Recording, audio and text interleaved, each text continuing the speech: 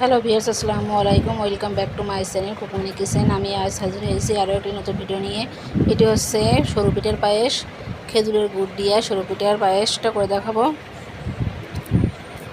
এখানে আমি 300 গ্রামের মতো সরু পিঠা নিয়েছি। সরু পিঠাটা দেখতে পাচ্ছেন। সরু পিঠাটা প্রথমে আমি একটু কড়াইয়ে পরিমাণ মতো তেল দিয়েছি। তেল দিয়ে সরু পিঠাটা আমি ভেজে নেব হালকা করে। এবং খেজুরের গুড় দিয়ে সরু পিঠা তৈরি করলে কিন্তু খেতে অনেক স্বাদ হয়। এখানে আমি নিয়েছি 1 লিটার মতো দুধের সাথে দিয়ে দিলাম খেজুরের গুড়টা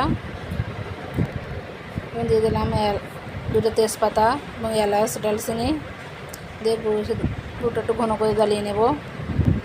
ঘন হয়ে আসলে দিয়ে দেব আগে থেকে ভেজে রাখা সেই সরু পিঠাগুলা দিয়ে ভালোভাবে আবার কিছুক্ষণ জাল করে নেব এবং সামান্য পরিমাণে লবণ দিয়ে দিয়েছি। লবণটা দিলে মিষ্টি স্বাদটা অনেক বেশি হয়। এবং দেখতে পাচ্ছেন ঘনত্বটা কেমন হয়েছে। আশা করি ভিডিওটি আপনাদের ভালো লাগছে। যদি ভালো লাগে অবশ্যই যারা ইউটিউব চ্যানেল থেকে দেখছেন তাহলে অবশ্যই আমার চ্যানেলটি সাবস্ক্রাইব করবেন এবং যারা ফেসবুক পেজ থেকে দেখছেন অবশ্যই আমার পেজটি ফলো দিবেন। সবাই ভালো থাকবেন, সুস্থ থাকবেন।